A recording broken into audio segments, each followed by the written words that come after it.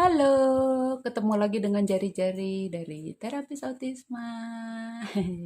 Kali ini kita lanjutin penjelasan mengenai pola ya. Saya perlu ulangi bahwa ngajarin pola ini penting sekali, terutama untuk anak mengenali pola pada matematika. Sampai kita dewasa, kita akan menemukan pola matematika ini pada ujian-ujian PNS, ujian-ujian untuk anak SMA, tes potensi, itu juga akan masuk mengenai matematika berpola.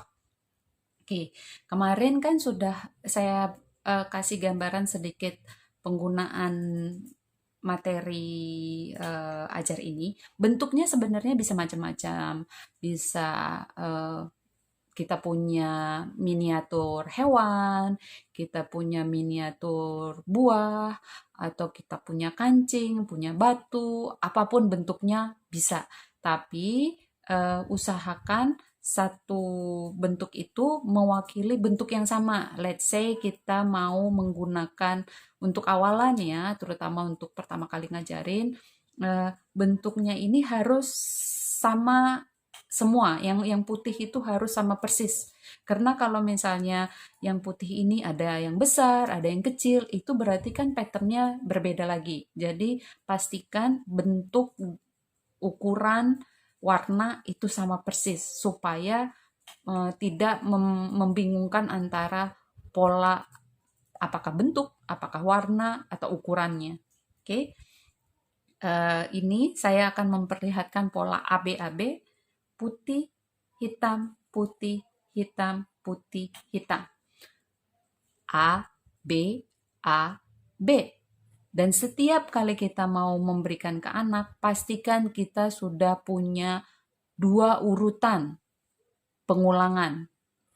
Jadi A, B, A, B itu dua urutan. Dua urutan ini yang fiksasi dikasih ke anak. Jadi anak hanya tinggal melakukan dua. Atau kita mau kasih lebih boleh, tapi ini sebagai dasarnya supaya anak bisa melihat ada pengulangan pola yang jelas di situ. Oke, ini pola pertama A, B, A, B. Kita bisa misalnya kasih apel, anggur, anggur. Atau rusa, beruang, boleh. Atau apel, beruang. Polanya A, B, A, B. Pola kedua adalah ABAB tapi yang dibalik. Jadi bukan putih hitam, tapi hitam, putih. Ini juga perlu dilakukan supaya anak tidak hanya menghafalnya saja.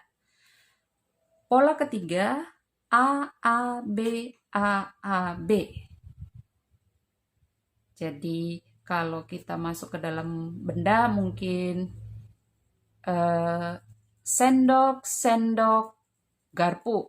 Sendok, sendok, garpu. Ini yang sederhananya. Kalau kita mau buat lebih sulit, boleh. Misalnya sendok, garpu, pensil. Pola apa yang kita buat di situ? Alat makan dan alat tulis.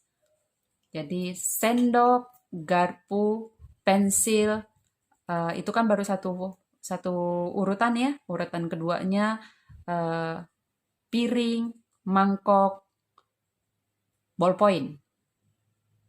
Itu kalau anak sudah selesai dengan pola yang sederhana, kita bisa tarik ke sana.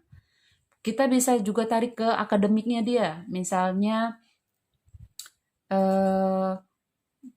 Indonesia, Malaysia, kemudian kita bisa ke apa ya, ke mata uangnya. Indonesia, Malaysia, dolar. Brunei, Singapura, ringgit. Jadi negara-negara mata uang, negara-negara mata uang. Boleh begitu. Berikutnya, pola berikutnya A, A, A, B. A, B. Jadi ini sudah mulai masuk 3, 1, 2, 1, 3, 1. Harusnya ada di sini ya, ditambahkan lagi supaya jadi 2 pengulangan karena itu harus dilakukan ya. Oke, di sini 3, kemudian kembali 1. 3, 1, 2, 1, 3, 2,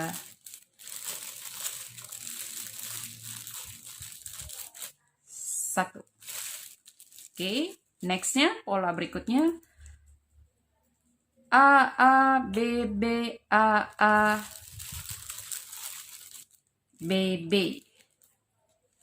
Oke, ini pola yang cukup sederhana sebenarnya. Kita bisa buat dia lebih sulit lagi seperti ini.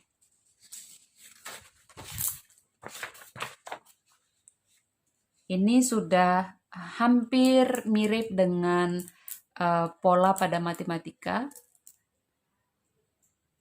A, B, A, B, B, A, B, A, B, B. Pola ini sudah mulai seperti misalnya saya bilang, saya beri soal 1, 3, 5, 8. Jadi anak tahu, oh itu penjumlahan dengan 2. Atau saya mulai acak, ada penjumlahan 2-nya, ada penjumlahan 4-nya. Gitu. Jadi di sini basic dari nanti masuk ke matematika angka lompat dan angka lompat dalam perkalian dan penjumlahan.